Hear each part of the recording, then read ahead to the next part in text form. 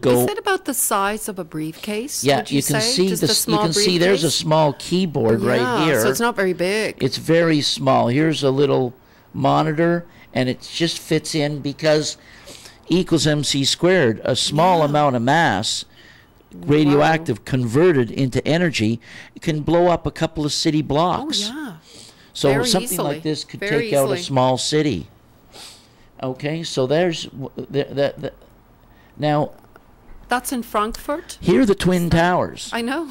First we take Manhattan, Then we take Frankfurt. then we take Frankfurt, then we take Berlin.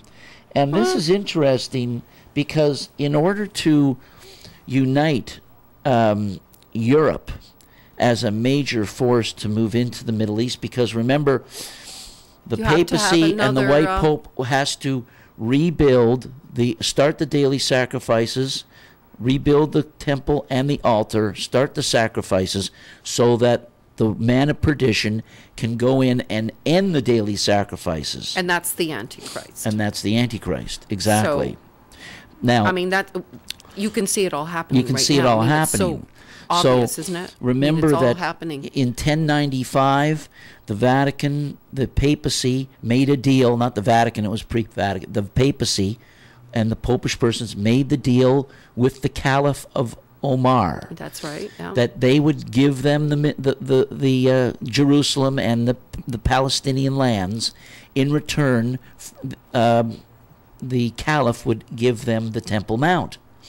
Now the Caliph double-crossed the papacy and didn't give them the Temple Mount. In fact, the Caliph of Omar in 1095 AD built the Dome of the Rock in Jerusalem on the Temple Mount and didn't give it back to them, and that triggered the Crusades. That's when the 11th Crusade, and we're into the 12th Crusade. Now we're into the 12th Crusade. And I don't think the people that are in this crusade realize who they are. I mean, the American soldiers are part of it without realizing it. I mean, they've enlisted so many armies on the behalf of the papacy, and these people do not realize that they're fighting basically. That's right, the white and black the 12th Pope Crusade, aren't through they? the Knights of That's what Malta, they're through the doing. Freemasonry.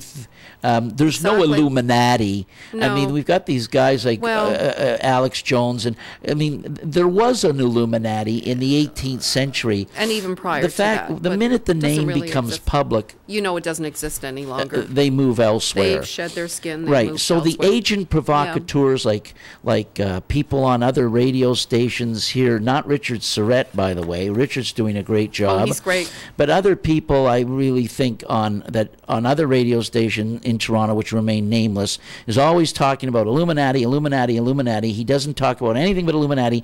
He's obviously either a useful fool or an agent provocateur, and the agent provocateurs keep using these old-fashioned names in order, like Alex Jones does, Jesse Ventura, in order to distract everybody from the real targets and the real people behind the scenes. You can always tell because they'll give you a little bit of a half-truth. Half-truth. And then as soon as you want to talk about something else, they steer you away from it. They start talking about aliens and all kinds of weird things. Now, you know that Davos security chief?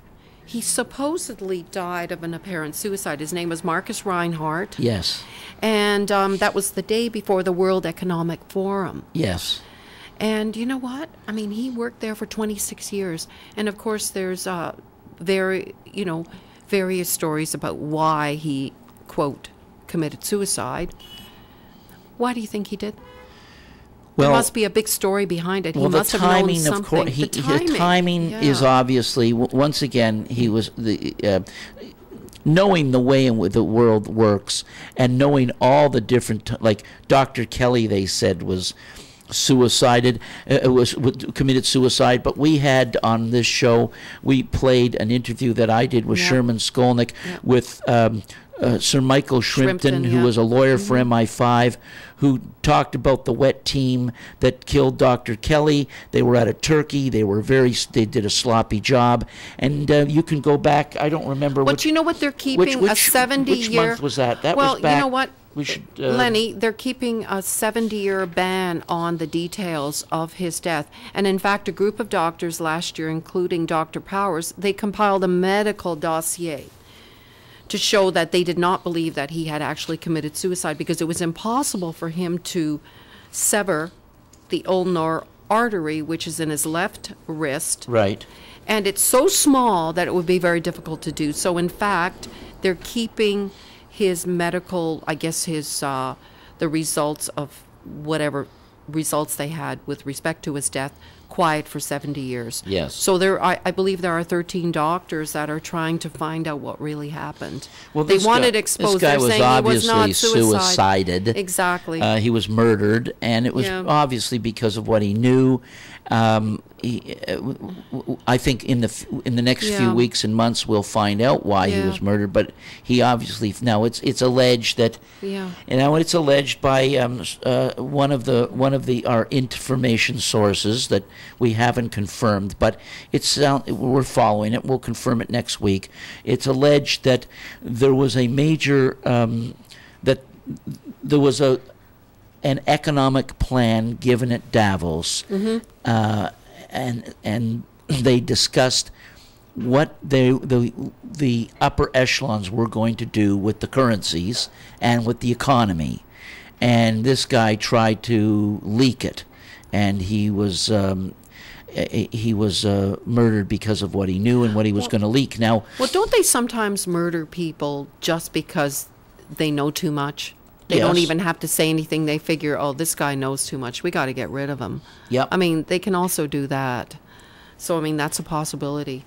Well, now, the new imperialism, if you go back to our April 23rd show, the new imperialism and the changing of world currency. Where are you right now? You're on April 23rd of 09. 09, April 23rd. Oh, you've got the new imperialism and the changing of world currency and into the hands of European that. Power brokers. Oh, yeah. And, of course, February 19th, Lenny and Mrs. Steele exposed the ongoing hegemonic warfare breaking out.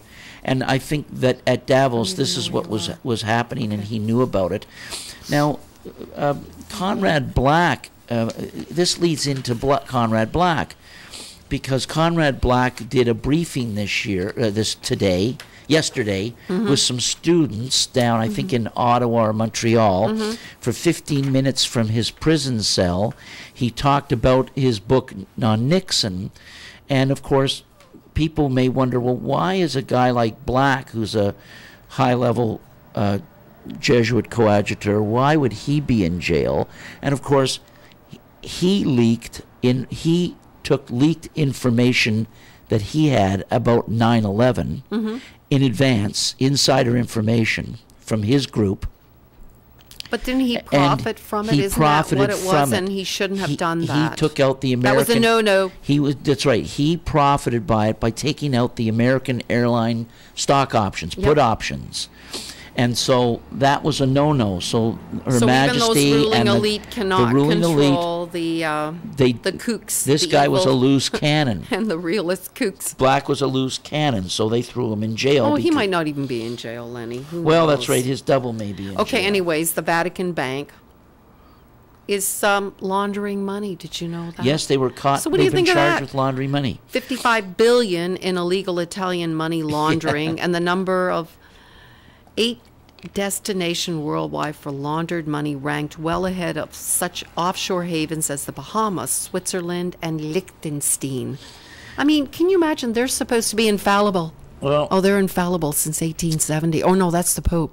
Our September 24th show, called Hidden Genocide Agenda of the Papacy Exposed along with its Hofjuden puppets, the bankers that the Jesuits always use scapegoats. Hofjuden as scapegoats.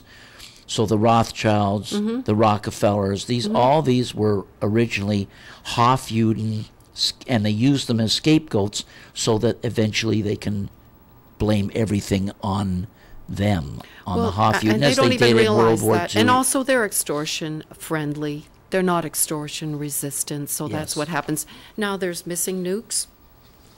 August 29th to the 30th in 2007, you can't believe this, that there are 6 W-80 warheads missing from base Minot in North Dakota.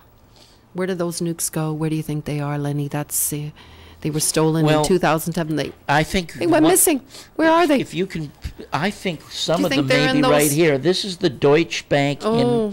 in Frankfurt, and as I was saying earlier.